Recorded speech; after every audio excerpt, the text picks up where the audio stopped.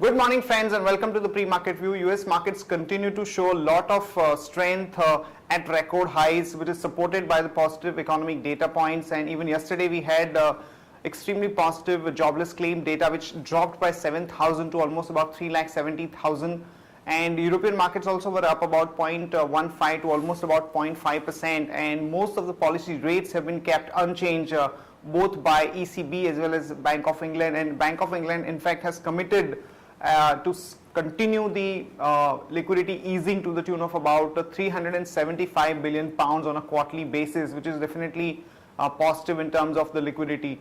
And when we look at the Asian markets today morning, most of the markets are showing a lot of strength. Japan is up almost about 1.91%, and same is the case with Hang Seng and few other markets. In terms of flows, friends, FIs were net buyers in the cash market to the tune of about 613 crore. The domestic institutions were sellers to the tune of about 730 odd crore, and in the index futures we have seen a huge buying of about 1000 crore by the FIIs, which is quite positive. And back home our markets also continue to show a lot of strength, and we had a third straight session of positive movement, and we've closed above 5800, which is quite encouraging given the backdrop of the sentiment which was prevailing around the time of mid-cap carnage. And we've seen a good strength in the technology space. Most of them are at about 52-week high, and similar is the case with the banking stocks and some of the beaten down sectors like metals and real estate, as the hopes of some kind of a rate cut on March 19th has actually increased. On that note, let me invite Shaivar to take us through important F&O cues, data and strategies that we can have in the F&O space.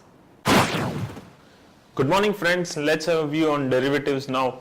Friends, this is for the fourth day in a row. We have not only seen that the markets are registering a spectacular gain, but also we have seen that long positions have been accumulated in the markets, with FIs being net buyer of more than 1000 crore straight for the third consecutive day. Now what we have seen is that the implied volatility for the second consecutive day has been cooling off marginally, say by about 1% or 2%. And we have seen that the focus from the call option 5,800 and 900 has shifted to 6,000 and 6,100. Whereas on the put side, the activity is widespread, as we have a major event on the 19th of March, that is RBI policy. So we are seeing some activity happening on the put side at 5,800, 900, 700, 5,600 and 5,500 put option.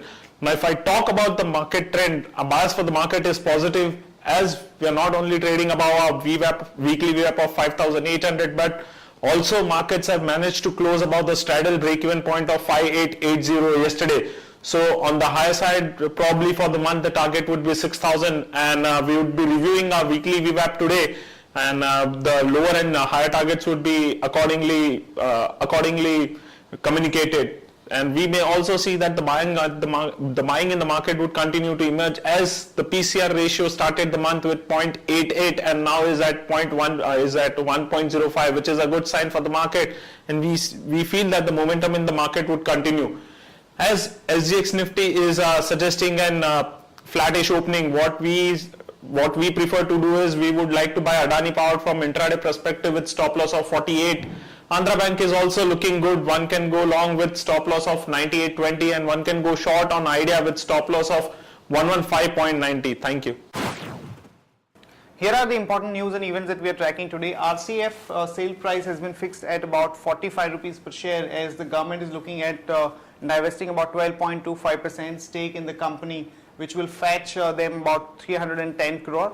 And another development has been that the land acquisition bill which has been going on, there has been some kind of a roadblock, as most of the parties have not been able to reach to any kind of an agreement, which is sentimentally negative for the market as well as the industry, because land acquisition has been one of the key obstacles that most of the companies are facing whenever it comes to the project implementation.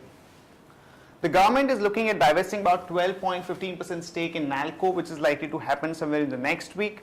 And also the government is looking at divesting about 11% in SAIL, which is likely to happen on March 20th. So expect some negative reaction in the stock price of these stocks over the next few days. And in case of Raymond, there are reports that the Gujarat plant of the company has been shut down following the reports of the violation of the pollution norms though the company has not come out with any clarification, the stock could remain a bit subdued in the current environment. In case of Coal India, some positive news as the company has revived the plan for about $1.6 billion of investment in the power plant. So one can go long on Coal India with a stop loss of 306.7 and a target of about 322 to about 329. Indian hotels, some positive news as Taj Group has indicated that they are looking at opening up 83 more hotels globally to take the total tally to almost about 200.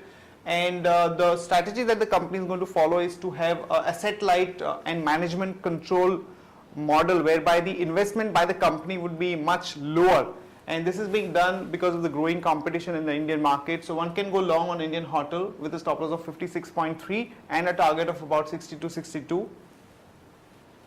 HPCL is looking at investing about 37,000 crore in setting up a 9 million ton refinery in Badmer in Rajasthan. So one can go long on HPCL with a stop loss of 297 and a target of about 312 to about 318.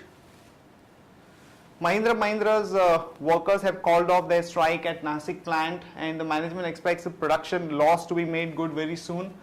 So one can go long on Mahindra with a stop loss of 868 and a target of about 912 to about 930. That's it from all of us, friends. Have a great weekend and see you on Monday morning.